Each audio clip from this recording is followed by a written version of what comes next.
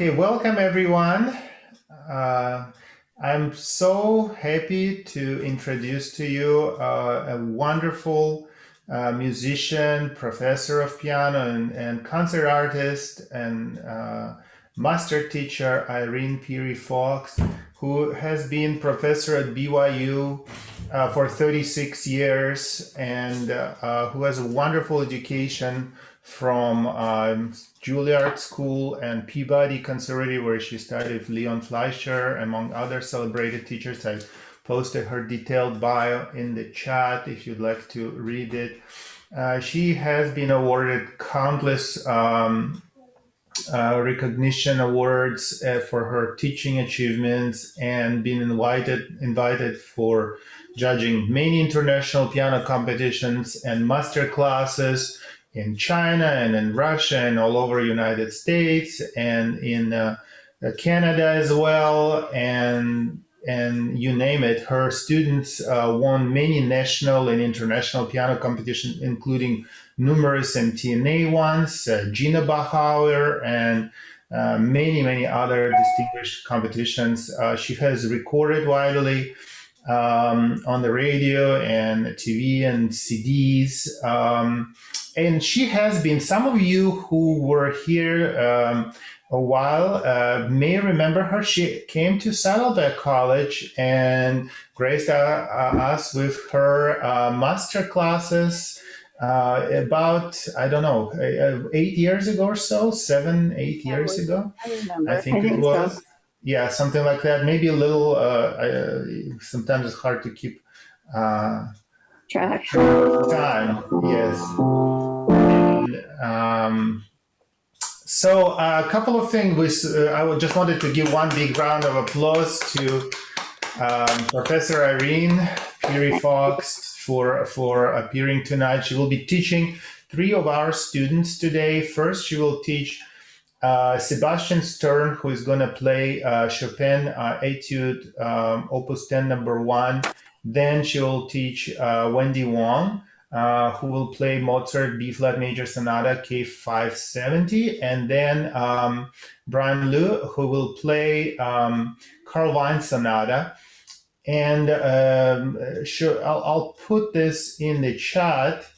And if you'd like to find the music, you can simply Google Chopin Etude Opus 10 number 1 PDF, and you will be able to quickly find it if you want to follow the music, or just sit back and join the playing and teaching. For Carl Wine, it may not be as easy to find, so I'll post the file for the music PDF in the chat. So I guess we will start without any further ado. And okay, Sebastian will perform Chopin Etude Opus 10 number 1.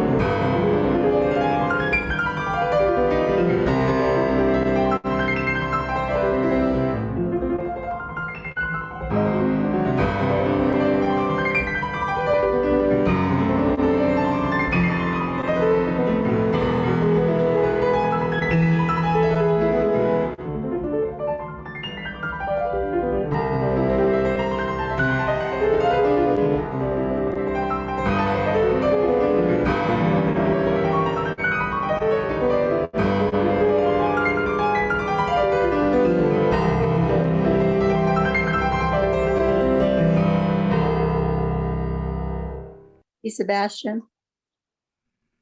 Hi. Hi, Sebastian.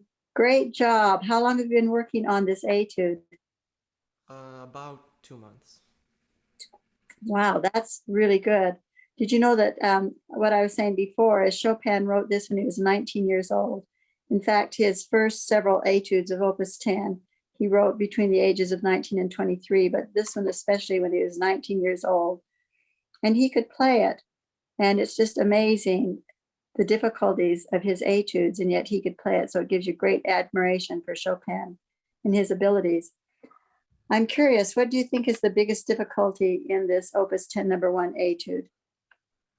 Do you mean like an arpeggio specifically or just overall? What has been hardest for you as a pianist to perform when you go to perform this? What scares you most? What's that? Accuracy. Accuracy, exactly. Do you think it's possible to be able to play this through without a single mistake? I don't know yet. You don't know yet. Tell me what types of practicing you've done. We'll talk about accuracy first, and then we'll go into interpretation. I actually loved your interpretation. I loved your use of pedaling, the use of pianissimos. And so I think that there's a few things I can add to that, but mostly I really enjoyed your interpretation. But it is possible to be able to play it without a mistake. And that's the goal of every good pianist, is to be able to do that. And of course, it depends a lot on your technical background and how you practice the piece now. So tell me how you practice the piece now. Usually I practice it at medium to slow tempos with my eyes closed. Oh, that's hard to close your eyes. But I think it's helped me improve my accuracy a lot. Uh-huh. Have you ever, I've had several students play this and in competitions and so forth and be able to accomplish the perfection part of it. And I've got kind of a regime for them that I have them do that I'd like. Have you ever heard of the 9 rhythms? No. So have you ever, since you haven't ever heard of the 9 rhythms, you've probably never practiced in 9 rhythms. But if you go through this piece in 9 rhythms every day, it'll increase your accuracy amazingly. And so they're all in 3 beats. So the first one is slow, quick, quick, slow, slow, quick, quick, slow, slow, quick, quick, slow. Will you try that at about metronome? I would say, you have a metronome there? Yes. Put on 144.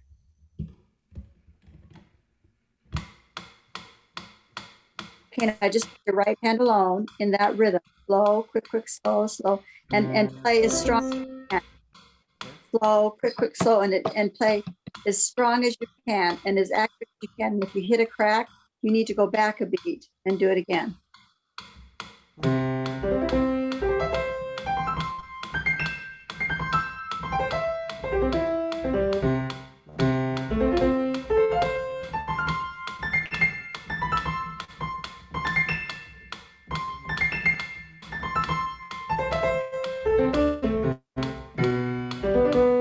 Okay, do you have the idea?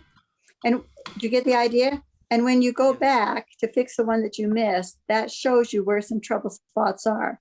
You were doing triplets on count 2. And I was saying to do duples on count 2. Da, da, da, da, da, da, da, da.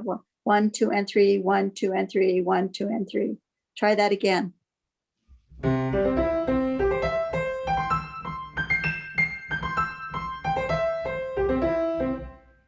Good. Can you do it stronger and a little bit faster?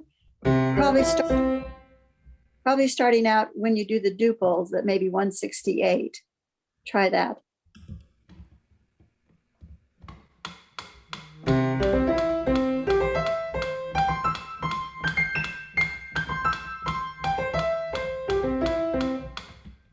Right, and you could probably even go faster. Whatever makes it a little bit challenging for you. You want it to be a little bit challenging for you to do it accurately. Then you put the duple on the first beat. So first you put the duple on the first beat, then the second beat, then the third beat. You just did it on the second beat. So da da da da da da da da da da da da. Do it about that tempo. Da da da da. Try it.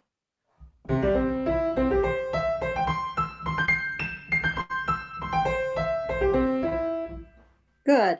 And then on the third beat, da, da, da, da, da.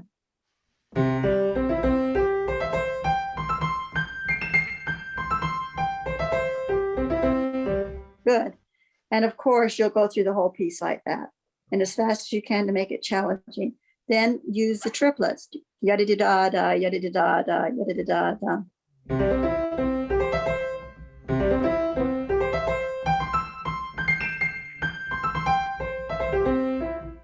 That gets more difficult. You already did the one with the triplet on the second beat. Do it on the third beat. No? Da da yada da da da yada da da da.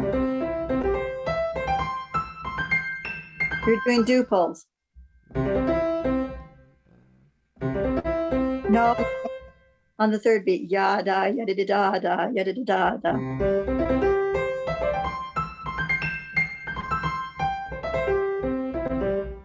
Okay, there was one little crack in there. So as you're doing this, you have to be really specific about not hitting a crack. And then the last one is quadruples. First on the first beat, then on the second beat, then on the third beat. So yada da da da da, yada da da da da, yada da da da.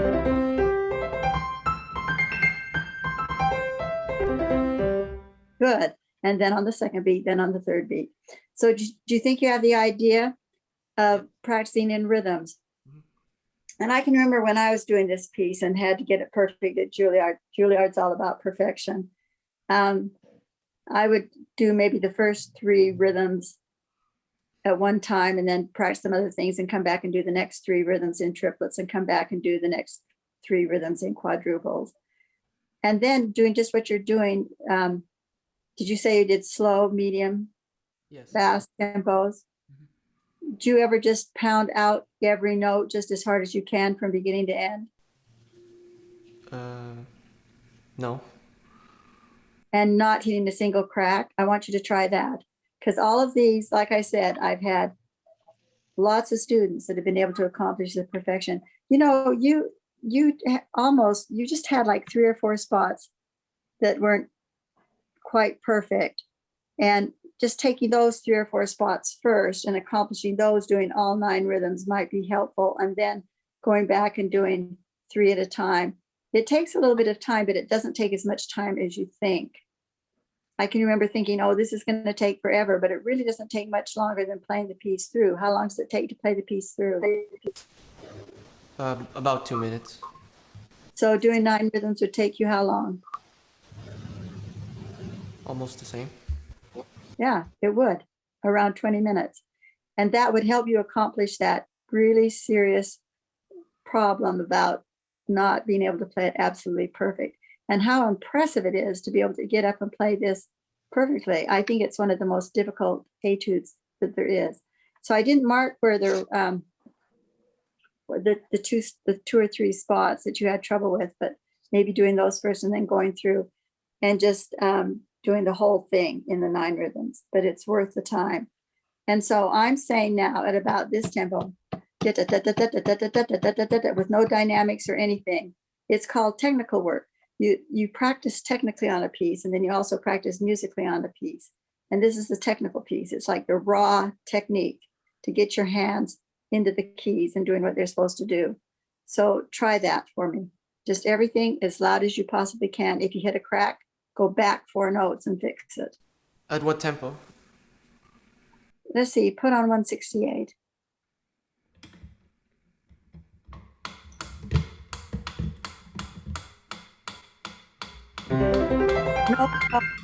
No, da da da da da da da da da da da da. Oh, you hit a crack. You can turn off the metronome now. I heard a crack. Do it again, no cracks.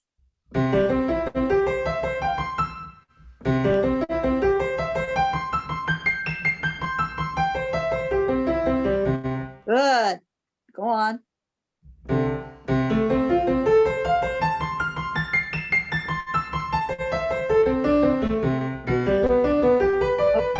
That's it.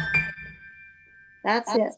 So that's another thing that really helps the accuracy, but you have to listen and not let yourself even hit a crack. It's the highest level of, you're trying to achieve the highest level of perfection. And I just have faith that you can do that, Sebastian. You play this so well already, but just those 25 minutes of drills like that, and then you go straight on and work for the musicality. Just play it through for me one more time this time, and we're going to work on some musical things. My biggest thought on musicality is that I felt like at times your left hand was too overpowering. Okay. And I know that, That's probably because my microphone is placed at the base. oh, Yeah. can you place it somewhere else so I can hear how it really goes? Yeah. That's a fancy microphone. What kind is that? Blue Yeti. Blue Yeti. Yeah, Blue Yeti. That's the kind I have my students get to. What final tempos do you usually do this at? 160. Yeah, 160. Have you ever listened to Louis Lorty play it? No, I haven't heard that. You haven't listened to Louis Lorty? No. Because a lot of your interpretations sound just like Louis Lorty. He's a wonderful Canadian pianist, and I just love his interpretation. But sometimes where you went soft and raised your pedal, that was really great. But he does it at 168. Most people do it at 160, and I think that's the perfect tempo. Could you start it again and give me more of a sense of climbing a mountain over those big, long arpeggios up to the top, very top one, and pinging out your fifth fingers a little bit more, and just start at forte. It doesn't need to be fortissimo yet. In fact, throughout the whole piece, I'm just looking, is there ever a fortissimo? So Sebastian, did you scan through your music and see if there was ever a fortissimo? Not in my score. No, nor is mine, but there are some crescendos from fortes. And so the crescendos from fortes could go up to fortissimo. But I felt like at least over Zoom, and the sound is not always 100%, but with the sound over Zoom, it sounded like a lot of it was, most of it was fortissimo, where you wanted to be loud, especially in the bass. So I wouldn't try and play it all too heavy, a little bit more nuance. So when you start out, give a little bit more of those fifth fingers rising up to the top and over the phrase, and try and hear if I'm stopping you. Okay. Do you think you can hear while you're playing if I'm stopping you? Yes, I think I can. Okay. Try that. A little bit more fifth fingers and crescendo over the tops.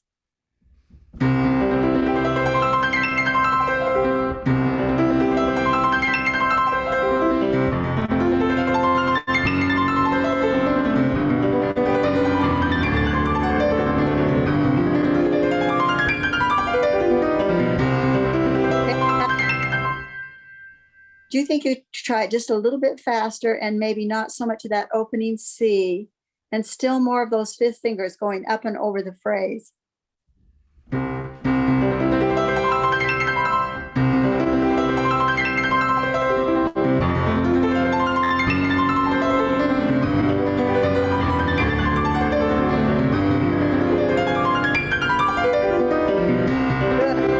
And then just one more thing. It sounds to me like you slow down a little bit at the ends of the phrases. Could you please put on 160? And you just have to keep it going from one phrase to the other. And still not quite so much of that opening C.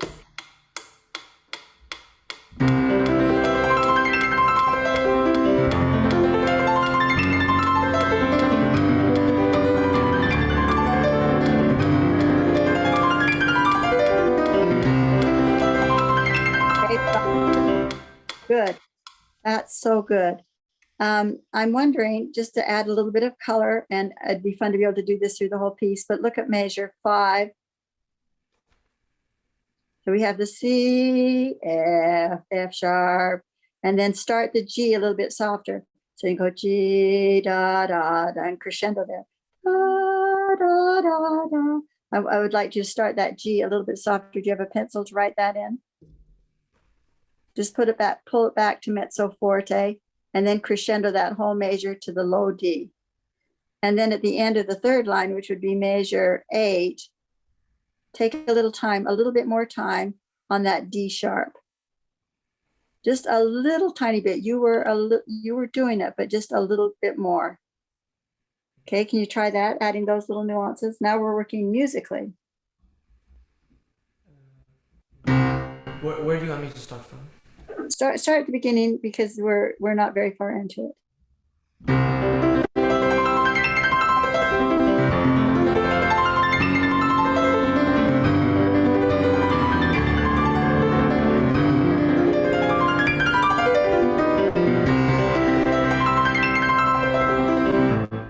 Good. Do you like that where you pull back a little bit on the G? Yes. Just to make a little bit more nuance. And then turn to measure 15. I think if you've got the Paderewski edition, that'd be the second page. And then you came down soft on measure 17. Did you not? You diminuendoed on measure 16 and played measure 17 soft. Yes. Did you put the unicorda on? Yeah. And did you take the damper pedal completely off? Yes. Could you play that for me starting on measure 15?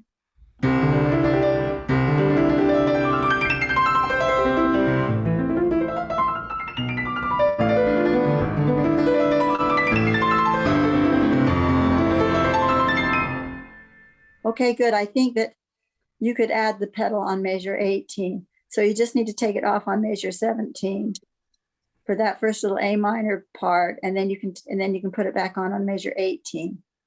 Will you try that? And bring out, at this point, don't bring out your whole octaves in the left hand. Voice out, you can write this in your music, voice out your thumbs so that we don't hear both notes of the octave the same amount of sound. So the A, B, A, G sharp, and shape those da, da, dum, da, da, dum. So that needs a little bit more musicality there. Play your left hand alone, starting on measure 17.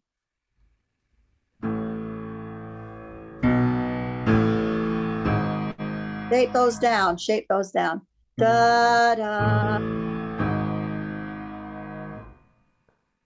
Keep going, da, da. But did you feel like you were diminuendoing on those? No, I'm doing a crescendo actually. Are you doing a crescendo on measure 18 as well? Yes. I think that even though you're crescendoing in your right hand and overall crescendoing, you can still shape your left hand down a little bit. It will sound more musical because the basses are just coming out predominantly a little bit too much, hitting us over the head. We want to just make them a little bit more shaped and a little bit more musical. Start again on the A and start at a lower level. Good.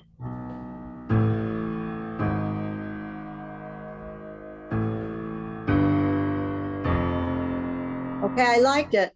I liked it. What you did is just the opposite, but there was some shape. You crescendoed on each of them, but there was some shape. They weren't all the same. Now put your right hand with that.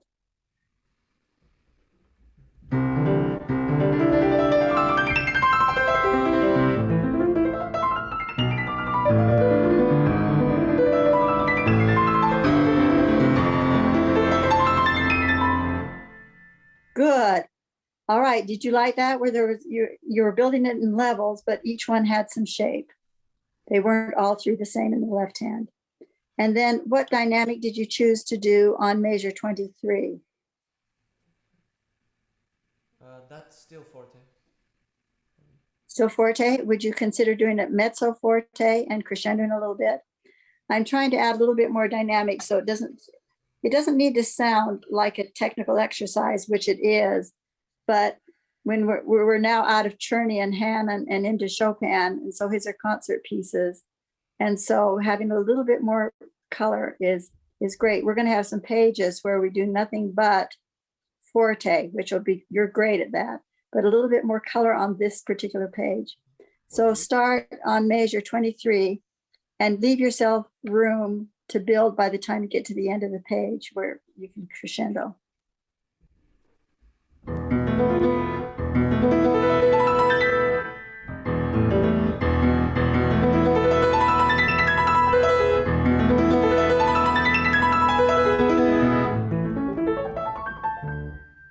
And I love that. And so the pedaling there, you can have your pedaling off on 25 for the whole measure except the last beat. This is a neat pedaling trick. You might want to write it down and just try it at home. So we're on measure 24. Your pedal comes off on the first beat of measure 24. It comes down on the last beat of 24. No, 25. Did I mix you up? I meant measure 25. Yeah, I got it. Okay, so it comes off on the first beat, comes down on the last beat, and changes on the first beat again of measure 25. And then you pedal on the da-dum, the last two beats of measure 26. So in other words, there's some beats you're pedaling and some beats you're not pedaling, but it's a really fancy use of the pedal right there if you do that. So it's like on beat one, off on beat, off on beat, off on beat one, down on beat 4 and 1. So you pedal beats 4 and 1, but not beats 2 and 3. And I think you'll love that. Show me measure 27. From there? Yes. Nice and soft.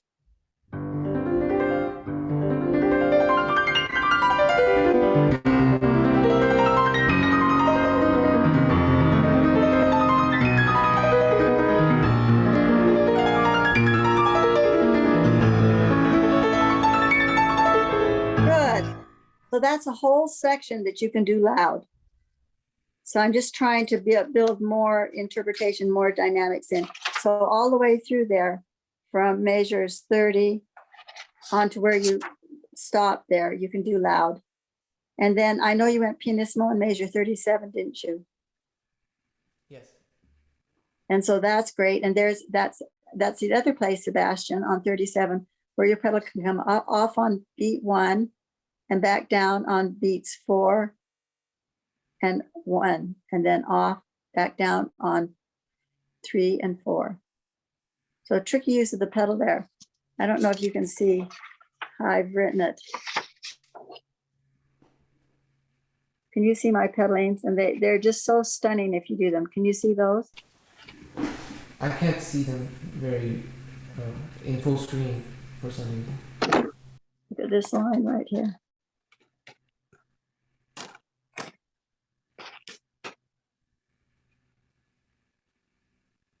Can you see them? Yes, I can see. See, I've got it coming down and then up and then down and then.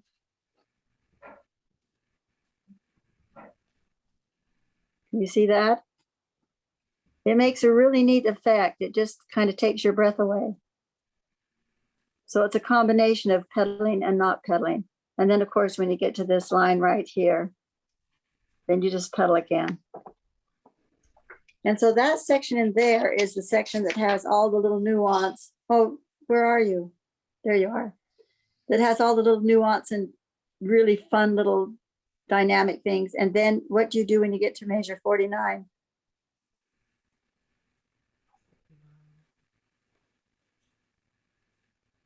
And I just got the notice you've got to go. But I'm going to say that once we get to measure 49, that's where I think you can have a full fortissimo and just let it go and just really have it.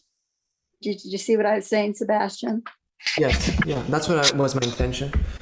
That was your attention, and I know you did that, and that's really good. So, but that's what I was feeling, that there was too much of that we needed those other little special things that you could add to it too. So see what you can do on working for accuracy and maybe adding a few little spots that are still more, what it would be, soft and delicate, and that would give a greater variety of sound. And voice out sometimes your left-hand octaves, voice them out so that we can hear them. I was going to show you some pedalings on the last page too, but it's the same. Okay. Up on 1, down on 4. Because on measure 67, you can just write this down. I've got to go on measure 67. That same tricky pedaling, and that's the last time you do soft, and then you end it nice and loudly. So see what you can do with that. Email me and play it for me when you get it perfect. All right. I know you can do it. That plan works, actually. Okay. You just have to do it, though. You have to do it every day. You have to be consistent. But then you're amazing. Thank you. You're welcome. Bye, Sebastian. Bye. Thank you so much. You're welcome. Thank you so much. You're welcome, Kirill. Oh, some great comments. Thank you. It's definitely very helpful. And thank you. We are going to have, let me see, let me do a different view, gallery view here. And Wendy, are you ready? Hi. Hi, Wendy. How are you? 打个招呼。Hello。打招呼，抬手。Hello。And, Hello. and Can happy you- birthday. It's Thank you. her birthday today. Happy birthday. We Yes. almost had the same birthday. My birthday was on Sunday. So we almost have the same birthday. Happy birthday. Oh, happy birthday to both of you too. Yes. Thank you. Yes. So you're going to play some Mozart? Yes. How come you choose such a difficult composer? What did you just say? I didn't hear you. I said, how come you choose such a difficult composer? Mozart is so hard to play. I don't know. I just like Well, it. It's beautiful, isn't it? Yeah. Okay, well, go ahead. Let's start with the first movement. I don't know how far we'll get, but Okay. half hour is not long enough for sure. Okay.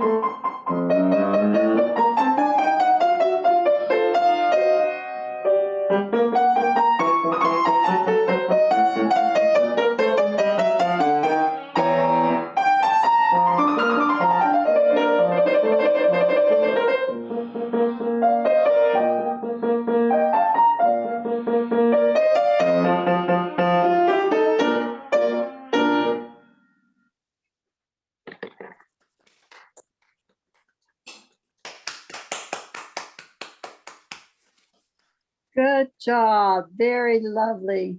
Nice Mozart playing. Can you hear me? Yes. What did you say your name is again?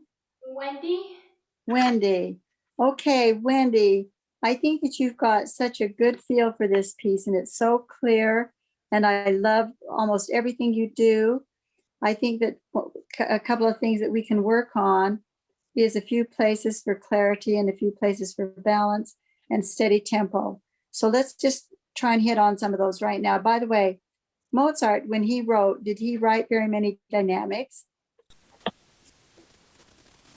Yes. I don't think so. He wasn't like Beethoven that just was stressed out of every dynamic and he just would go to bed and wake up in the night and throw a tantrum because he couldn't decide if he wanted to crescendo or just go subito forte.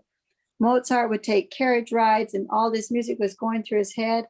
And so he hardly wrote down a dynamic. You look on the first page, how many dynamics do you see on the first page? What edition do you have, honey? I think I have Urtext edition. Okay. So how many dynamics do you see on the first page? I think only 2 dynamics. And what are they?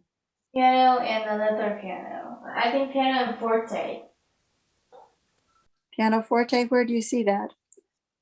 I've got the new Barenreiter edition and I only see one dynamic on the first page. Where do you see the piano forte?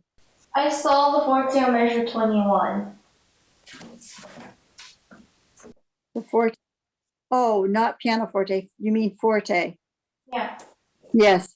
And then on the next page, maybe 2 dynamics again, right? Piano and forte. But he doesn't put very many crescendos or diminuendos or any details of dynamics like that. And so you're more free to be able to add those when you play Mozart. And I thought that you did a wonderful job of adding beautiful shapes. In fact, I thought you did some really lovely things. Thank you. Mozart only lived to be 35 years old and he wrote this when he was 33. So this was one of his later works. And I think it's one of his most beautiful works, one of his best sonatas. So I like the way you fingered and phrased the first phrase. A lot of people take those slurs seriously and they don't connect it through. And I just thought that maybe you could shape that first phrase just a little bit more beautifully, maybe coming down as the notes come down and then coming up as the notes go up. And I like the way you used your wrist to and then back up and crossing your thumb under. It was just like I would like it done. Can you try that again and see if you can make it a little bit more connected?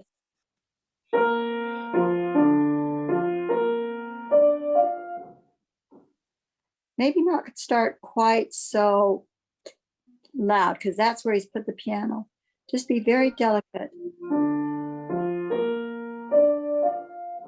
Beautiful. It's kind of like a lullaby. Now see how smooth you can make this big long line of 8th notes. Okay. Smooth and legato.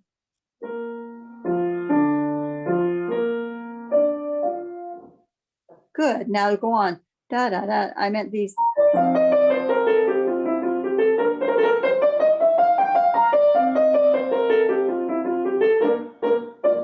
So can you do that? Wendy, can you do that a little quieter and more legato?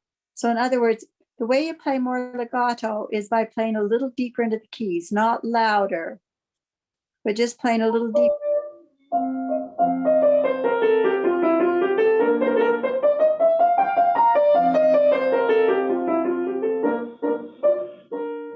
Whoa, that was beautiful. Did you hear the difference?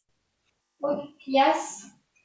I just think this is so fluid and it can't, I don't think it can be ticky yet. There are parts that can be ticky, but not this part. That was beautiful. And then on measure 12.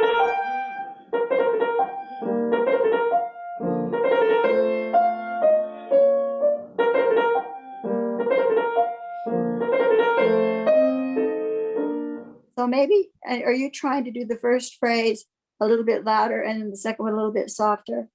Yes. Can you make that a little bit more clear and a little bit more shape to them? Da, da, da, da, da, da.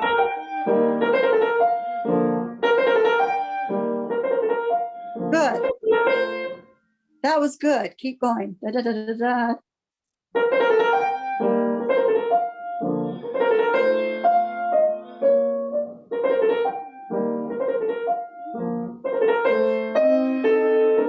And make sure on the ends of each one, da, da, da, da, da, you raise your wrist like this. Da, da, da, da, da, da, da, da, da, up like that. No, just on the very last note, just the G. Yeah, but just gently. Yeah, I don't think you don't need to make an abrupt gesture at the end. Just da, da, da, da. That's beautiful. Try that again. Good. And now keep going.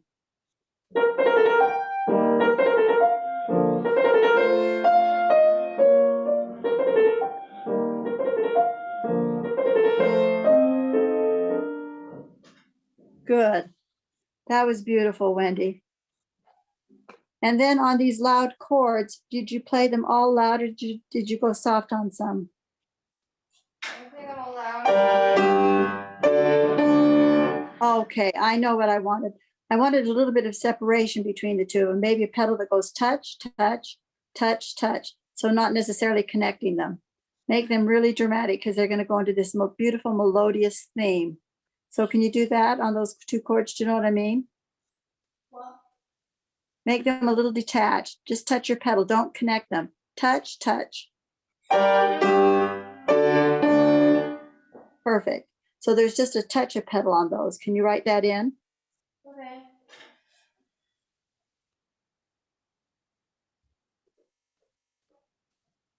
And then as we go on to measure 23, make this the most beautiful melody you've ever heard. Imagine that it's the most beautiful melody you've ever heard.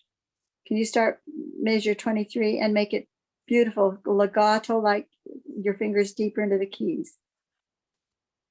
So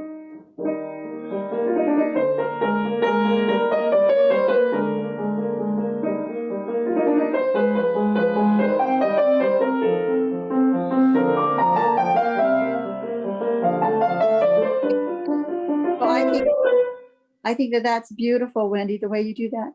What I'd like you to do is make the measure on the phrase on measure 29 much, much softer. And then on 31, I want you to take time between the B flat and the D. Da, da, da, da, da, da, da. Take a little bit of time there. You know, he's done this. Look on measure, Wendy, look on measure 25. Yep, 25. 25, and look, it starts with the interval of a fourth. Now look on measure 29, and it starts on an interval of a fifth. Yeah. They're all that da, da, da, da, da, da.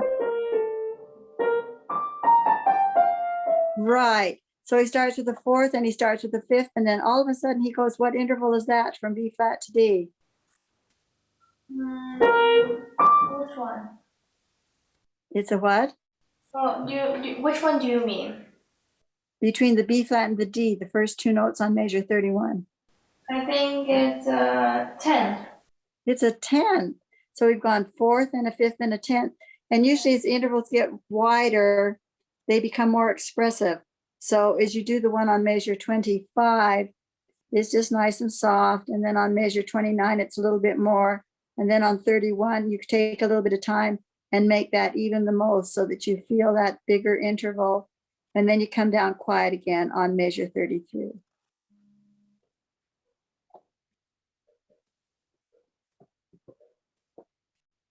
So will you try that? Okay. In fact, you only need to play those measures and make each one a little more intense.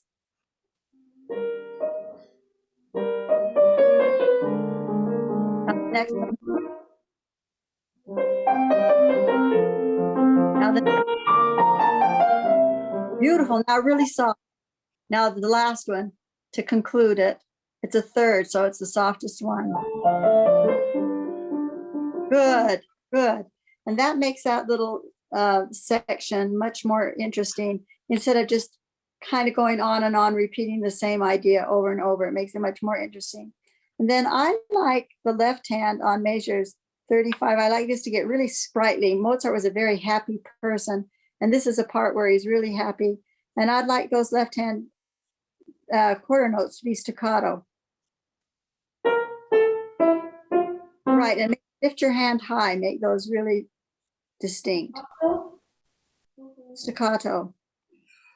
And a high hand, put high hand.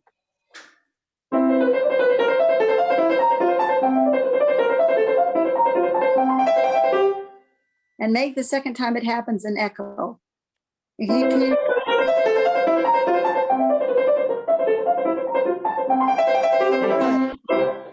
good, and I like the way you end that nice and loud.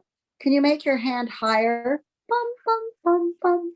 Lift your left hand. You want it more higher? Yes. Want even more higher? Yes. You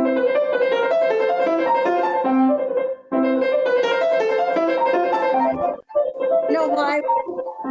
Guess why I'm telling you to lift your left hand a little bit higher? Like? Yes. I'll tell you why.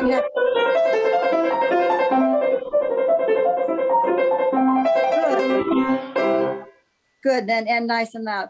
So what I was going to say, Wendy, the reason I'm having you lift your left hand a little bit higher is because you're rushing a little bit right there.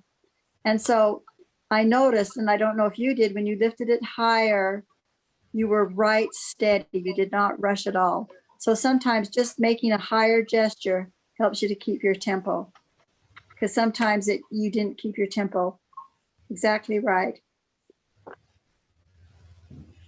The other part that I want really, really smooth is on page 134, measures 43. And I don't think we have time to do all of this, but do you know what triad that is on measures 45 and 6 and 7? Play your left hand there and tell me what kind of a chord that is.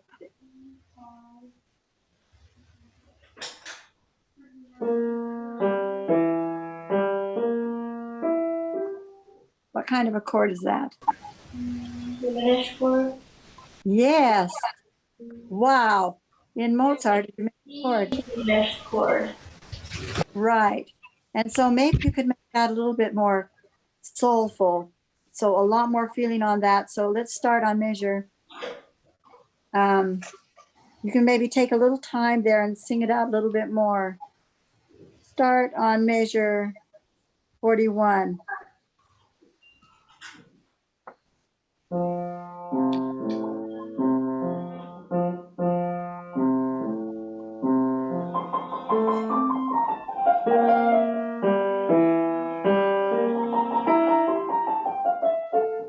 Good. That was beautiful. I love the way you did it.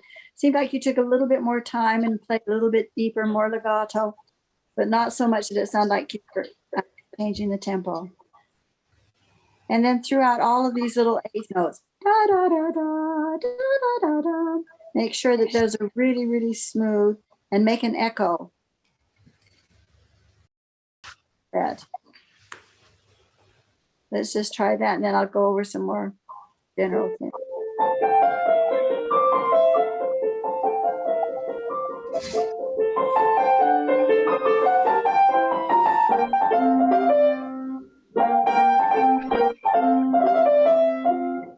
Good.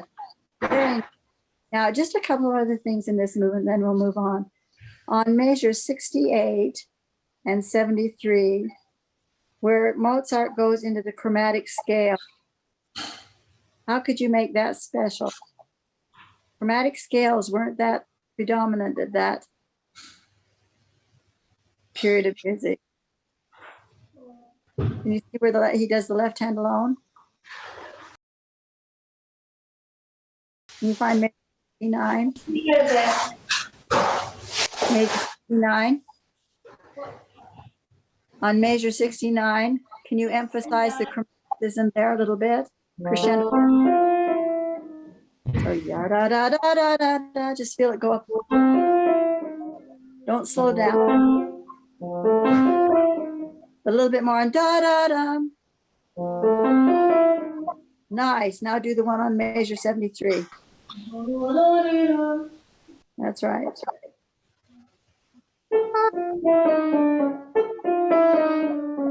Beautiful, beautiful. So really bring those out like mean them. And then I liked the way you played your next page. I thought that was beautiful. I did think that measure 87 was a little too loud. I thought that there's a sequence there.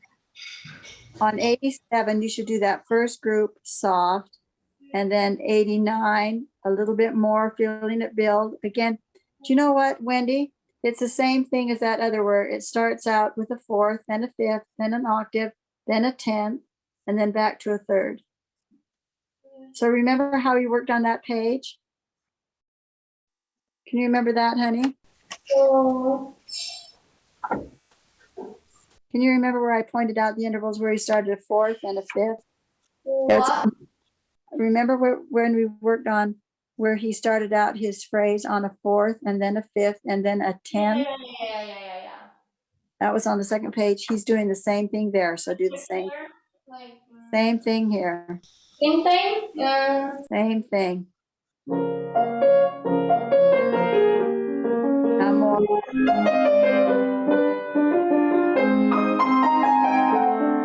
Now, good. You did that well. And then on measure 101, do you have a piano written? 121. What was that? On measure 101. 101, yeah. That's so be careful. I noticed this and in the last movement too. That's soft, right? You played it quite loudly. So make sure you play that soft. And be careful of repeated notes, Wendy, because when you played them, they sound a little bit like a woodpecker, da, da, da, da, da, da, right? So the way that you can make them sound a little bit more lyrical is by shaping them, just starting da, just starting them quiet and crescendoing. So can you try that section right there? And that's better.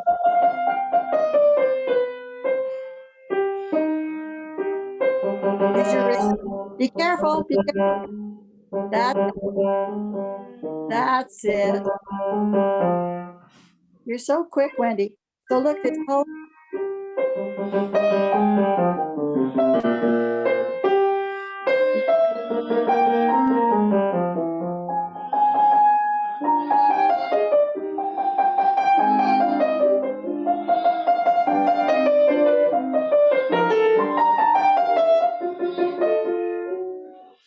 very good.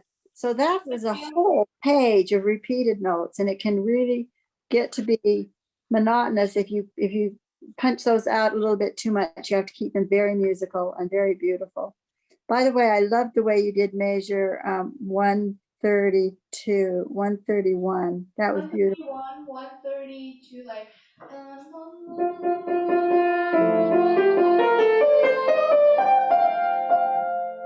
Yeah. That was so pretty. And you did just like that. Now, Thank you.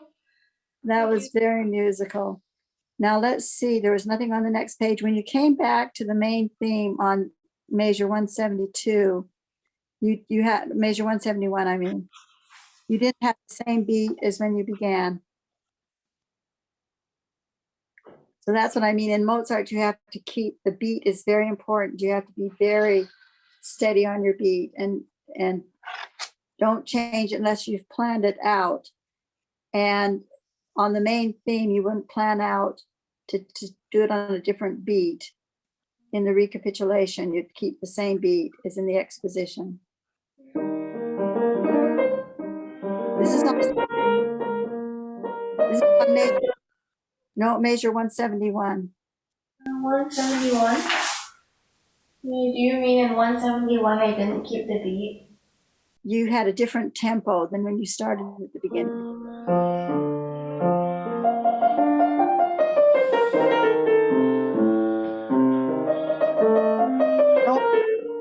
You're rushing a little bit. You're not.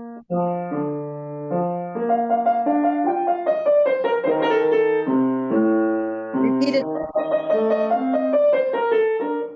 Good, that's better. So keep the same beat as when you started and be careful of the repeated notes.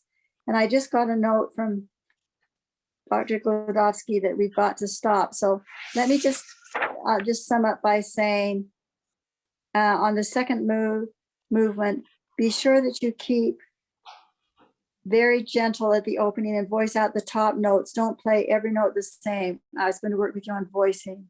So a little bit more of the top voices. And then on the B section, which is da, da, I like that tempo moving even faster. So you could try that. Okay, and on measure 22, this is the time. Notice your left hand has been on measure 21. The repeated notes stay the same. Da da da da da da da da da da da da da. And now finally, when they go to the G, da da da da da da da da da. So you can take a little bit of retard right there. Yes, good. Just a little bit. And I loved your cadenzas in this music, and I loved your happiness in 34. In measure 34, you gave me a different spirit, and it was really nice. I really liked it. Thank you. And your little cadenzas. And I guess we won't have to be able to talk about the last movement very much. You're doing so. Oh, I know the main comment on the last movement was, I thought you played harsh sometimes. On da da da da da da da da da. So the way to do that is keep your wrist bouncing. Don't go like this. Da da. Don't go like that, but go da da. Keep soft. Make your wrist bouncy on the second section. That would be on measure 23. Wrist bouncy. Keep wrist. Yeah, your wrist bouncy so that it's not harsh. I never learned about keeping the bouncy wrist. Thank you for telling me that. I've never discovered this. Okay, well, you're welcome, and that will help you not to harsh. Can I try it? Instead of like this, you do it from the bounce. Yeah.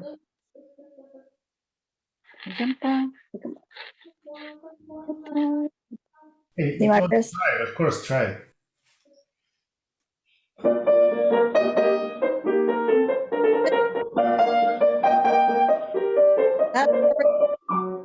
That's already better sound, but your wrist needs to come up more on the second door. Da, da, da, da, da, da, da.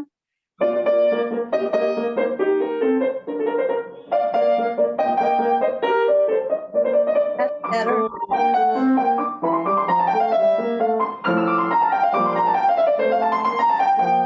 Good. And the main thing is to listen to and make sure you keep your fingers closed, but your wrist is bouncing. So you don't let your fingers come high above the keys when you're doing those. Fingers closed. Yeah, fingers closed and your wrist bouncing. And then on just be careful you keep steady. You got really unsteady on measures 45 and on. So you want to keep that that chromatic scale really steady. All right, I think that's the main comments. Oh, every time you come back to the main thing, the da da da da da da, take a little bit of time on those 16th notes. Da, da, da. No, just before it, the 16th notes. Da, da, da, da. The scale, B flat scale.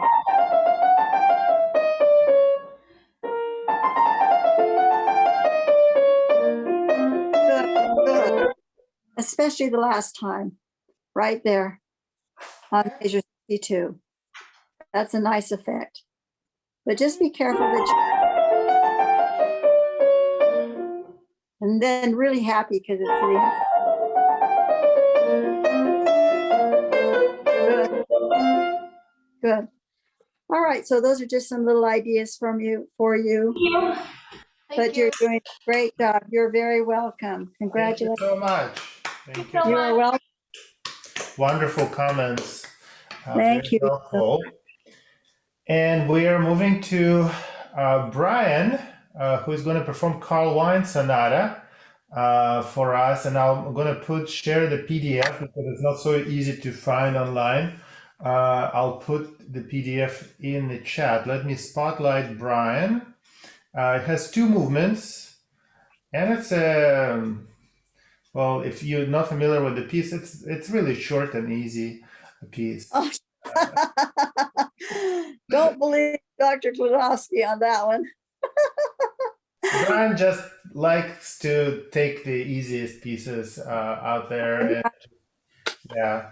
Well, what can I say? But no, I'm joking. Well, you've chosen a great piece. This was kind of the new contemporary piece that made contemporary piece become famous, I think, in the Van Cliburn when, what was his name? Stephen Lynn, is that his name? Played it. And have you watched him play it? Stephen Lynn at the Van Cliburn? Yes, I watched his video actually. Oh, did you? Because on that video, they tell a lot about the Sonata 2 and how Carl Vine would have dreams about it. And he was commissioned to write it for a dance. Have you watched any of the choreography that goes with it? Well, I haven't watched it, but yeah, I heard that he commissioned it for the dance. Yeah, which is so interesting. It's like Ravel Waltz. I've had some students play Ravel Waltz with the dancing behind on the big screen. It's really interesting. So Carl Vine is a wonderful composer, and I love this piece. I've had several students play it, so I'm really excited to hear you play it. Yeah, I'll just play the first movement if that's all right. Sure, that's just fine. I know we're running out of time, and it's.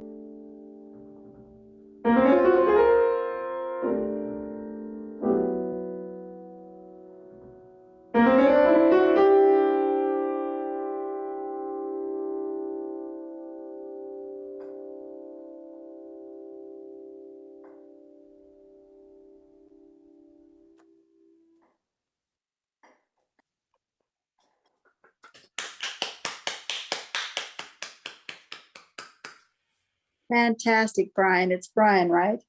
Yeah. Boy, that takes a lot of technique to play that piece. So for all of you audience listening, that is very, very excellently done by Brian to be able to play all those notes and so fantastically. I just really enjoyed your performance. You know, when you hear Carl Wein, did you hear his interview when they were talking to him about this piece? Yeah, I listened to the interview and I didn't watch the whole thing, but I watched most of him talk about the piece and kind of his thought process. And I thought one of the things that he really emphasized is the improvisation, how he wants the slow parts to be like you're improvising them and really quite free. And I thought you captured that so well. And so bravo to you for capturing that. There's some little places I think that I could help you get that more of effect of just that free. He said he dreamt about the free flowing phrases and how they, so we might go over some of those. I like the way you started. How do you think of the phrasing in this opening? How many, how do you think? Dynamics or?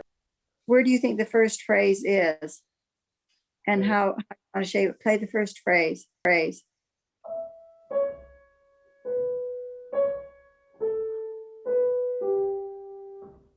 Right, exactly. And so I would give a little bit more emphasis. If you notice, he's got sostenuto and marks put over those first two. And so I'd give a little bit more emphasis to those and voice those out just a little bit more. And the other chords can pick up the pianissimo. Try that. And then let the phrase descend. Don't you think that that's the shape of that first phrase is starting a little bit bigger because he's put that da da da da da da da. So it just keep coming down. And then start the second phrase and do the same thing.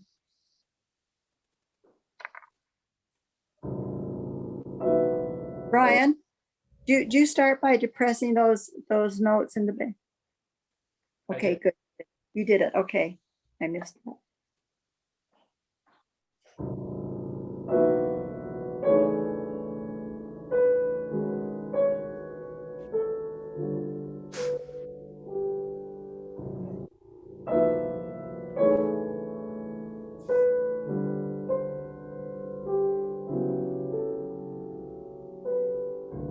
Good.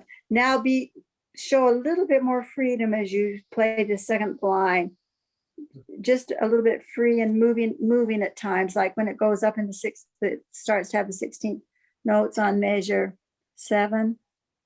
Maybe rising up a little bit more on measure 7 and then back down, a longer phrase this time, maybe the whole line. Mhm. And voice out a little bit of your left-hand top notes. E flat, D flat.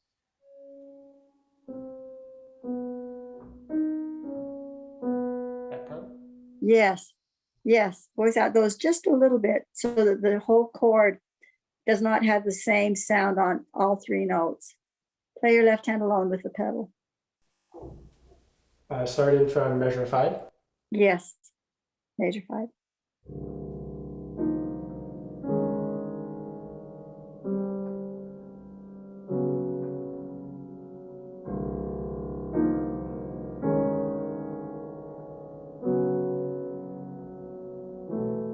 That can kind of help you see what the shape is, how it goes da da da, and then da da da. Try that. And make the right hand kind of follow that.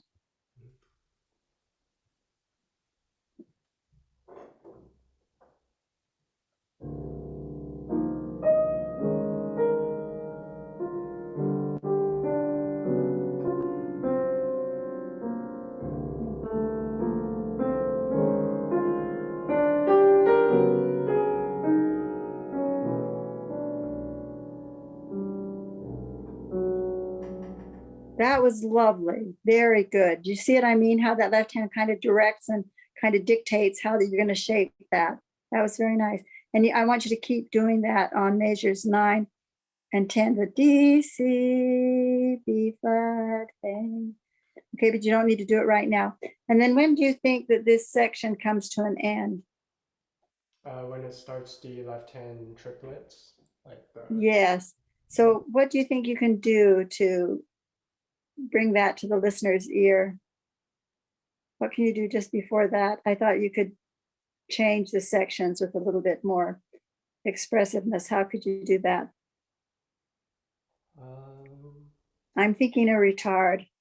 Yeah, I was thinking that to slow down maybe the measure before a little. Yes. And then pick the tempo back up, and then you come on the unicorda. Right. And he gives such specific pedal instructions all the way through. It's really interesting. Some are hard to understand, but I think this one's good. You start without unicorda and you put it on the first time right here on the last measure. So why don't you try measures 12 and 13 and get the diminuendo and the retard. So you're the loudest in this section. You've been the whole page. It's all been pianissimo, and now it's mezzo forte. You can start on the mezzo forte at the end of measure 11. Ta-da!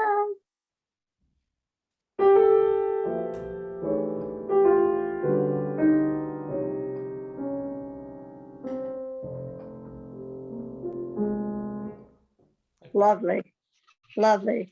Yes, just make sure that that's a good transition. And then just a little bit on the next page, a little bit better shaping of the right hand 8th notes, especially when they drop at the end. Like the first one comes down a 4th, it's all going in seconds, and then all of a sudden drops down a 4th. And so kind of crescendo more up to that C. Can you just play those 8 notes for me and give me a beautiful shape? No, I'm talking about actually measures 14 and 15. Oh, okay, I got it. My bad. starting on the E flat. Da, da, da, da, da, da, da, da.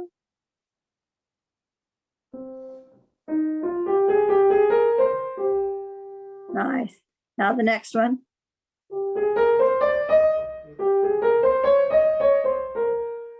And now the next one will come out even more. He's got a crescendo this time.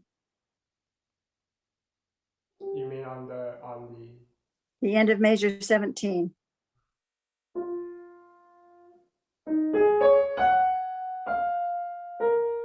And now the very most on this last one. Really sing, sing, sing, sing.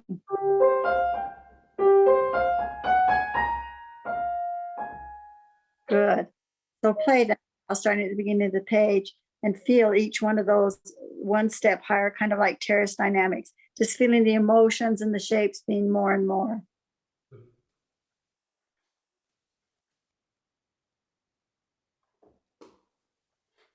start from You can just start anywhere there at the very beginning of the page.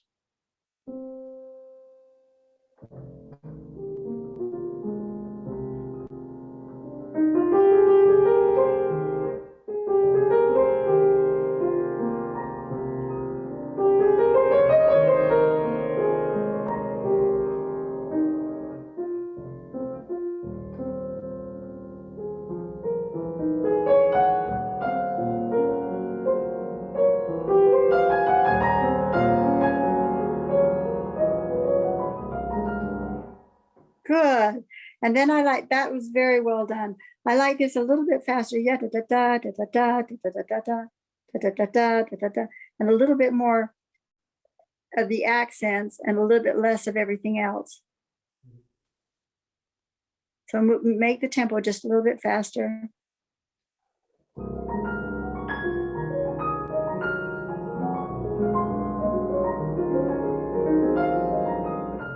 And Brian, ping out those bass notes just a little bit.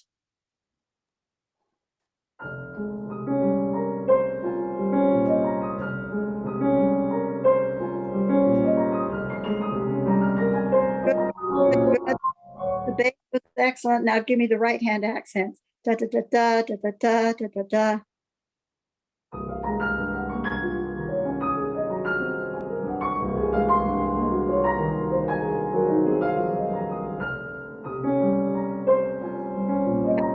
When those D flats come in, almost take your left hand and make the gesture you're doing with your thumb, right? Give a real thrust of your wrist on those D flats and bring those out quite a bit more than you're doing it. The D flats. Notice he's got D flat, D flat, D flat. It becomes a pedal point. D flat, D flat, D flat. And he keeps doing that. And then finally, he hits it fortissimo.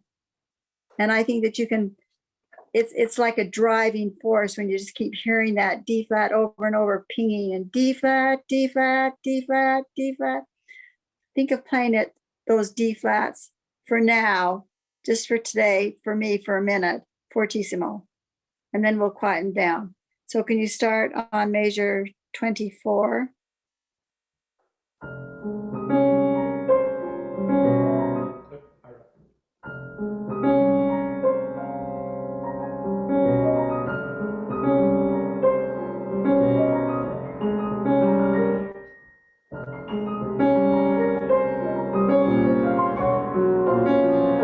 Good. And now add the accents on the basses. So you're going to get the Fs and the D flats and the E and the Cs and the D flats. Can you see all those left-hand accents? Accents that are on the right hand is Fs.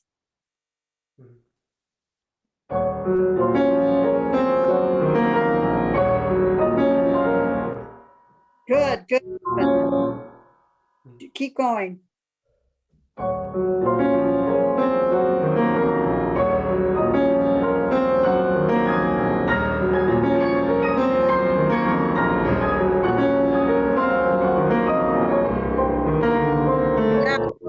Now bring your right hand and play everything fortissimo. Good, that I really like that. Now maybe you could calm it down just one notch, but that's the idea. Are you playing those Cs in the right octave? On which measure? In the left, in the bass clef in measure 25.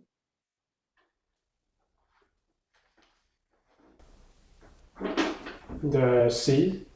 Yeah, Let me play it through. That C? that's it. You were playing middle C, weren't you? No, I played the top C. Okay, good. All right, I just wanted to be sure.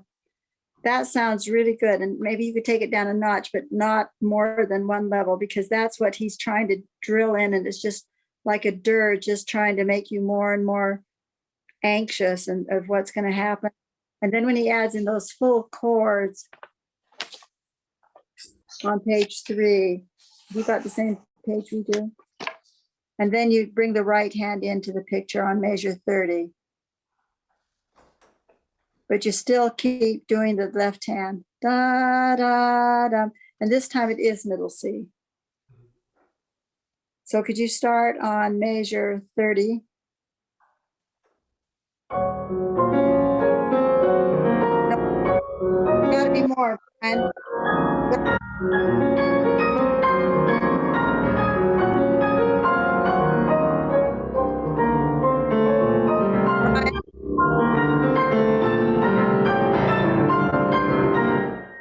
yeah, I think you can give more there and get into it. Get your whole body into it.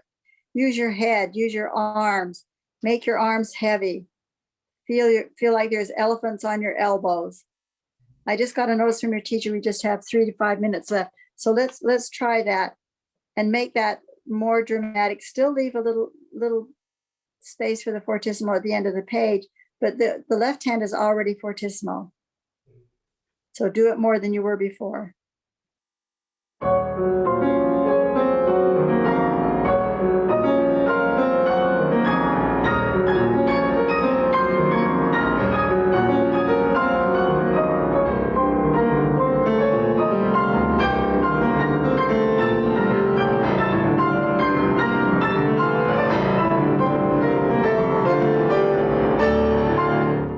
Good. That was a nice build up too.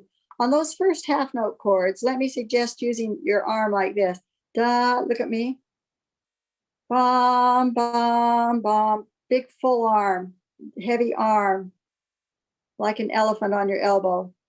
Can you just start there on measure? Just play your right hand chords on measure 30. But raise your hands. Be free. Raise your arm. Good. Good. So I suggest using your arm like that right there. And then, of course, when they turn into quarter notes and dot quarter notes, you don't have time to do that. Right? And then you reach the fortissimo really well. And then on the next page where you're doing all those staccatos that go on forever, just think of plucking the staccato notes. That's the technique to use. Just pluck them. Don't think of coming out of them. Think of actually going into them. Did you understand what I'm saying? Can you try on measure 52? Slowly, let me see your staccato technique.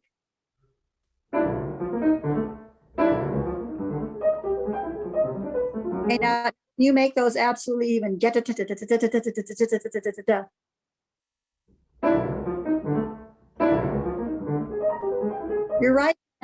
Your right hand's a little lazy on them. Da, da, da. Make sure your right hand is plucking too. Da, da, da.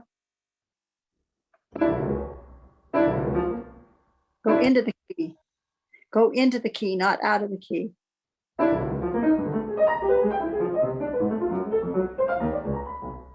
That was better. Did that feel better?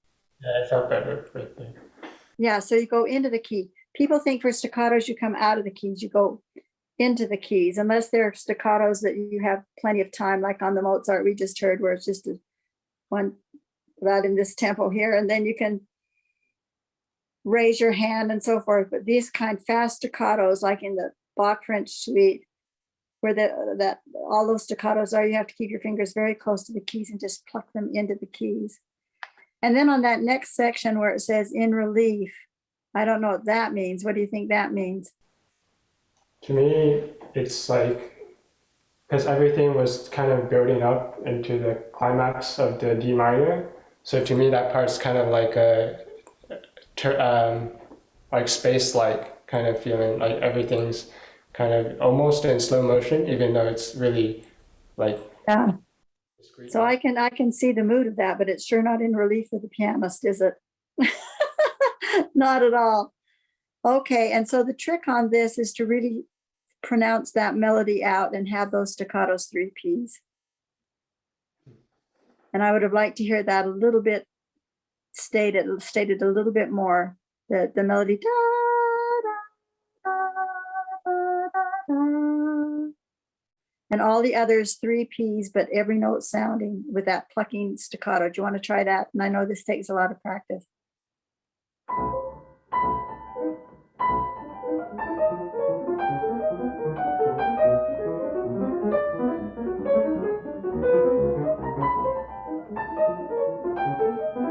Good. Wow, that was really good. Maybe make your right hand melody shaped. Make it come down. Da, da, da, da, da. They don't need to each one be the same, like you're poking them out. Make a melodic line.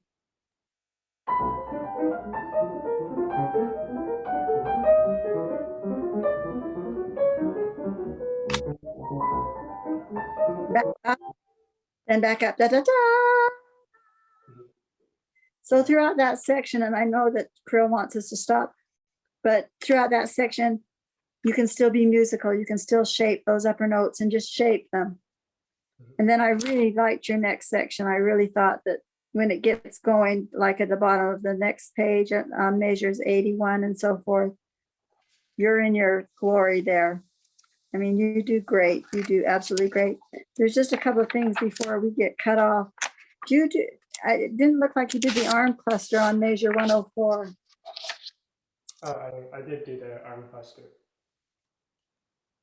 Let me see you do it. Maybe try getting your hand up and doing your arm more than your hand. So more. Yeah, make your hand come up and make your arm do more. It looks cool when you do that. Like this or this? Yeah, just. Yeah, I think that would look better. Can you do that? Will that hurt? Yeah, I like that. And then grab these. Grab the next ones. Grab. Okay. Lift your hand immediately. Dum, bum, bum. Don't hold on to them. That's it. So that's how you can be more dramatic right there. Yeah, I'll keep that in mind. What's that? Yeah, I'll keep that in mind. I would. Yeah, see what your teacher says. And then what I was going to do, and then we'll have to stop, is just work a little bit more on the improvisation of the ending, like we did the beginning. You can just apply the same principles, taking more into consideration your left-hand chords. And don't forget that the first group of 7 30-second notes are 4 Fs, 4 TCCissimo. So I thought that could be a little bit, those 3 levels, 4 Fs, then P, then mezzo forte, make those more clear. And then the last one is my last comment on the next page is on measure 172. I think you need to really roll those chords faster. Really roll those faster. And then my last comment is on the last page, measure 178. I think you can keep your left hand top voices, really bring those out in that measure. They're going up in whole and half steps. There is an interesting progression right there, so you could really voice that out. And then on measure 186 on the last page, I like that E flat, D flat, C, If you could make those, can you play those nice and deep and rich, those 3 notes? With arm weight going right into the keys? The E flat, G flat, C flat. E flat, D flat, and C on measure 186. I'm missing my last page, but Oh, it's just 3 notes, middle E flat. okay, I got it. Use your,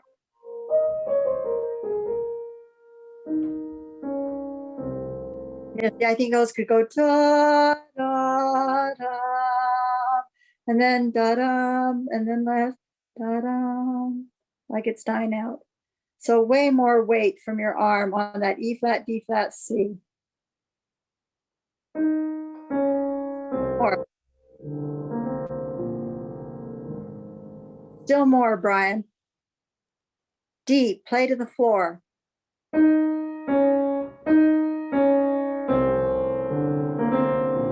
Now less.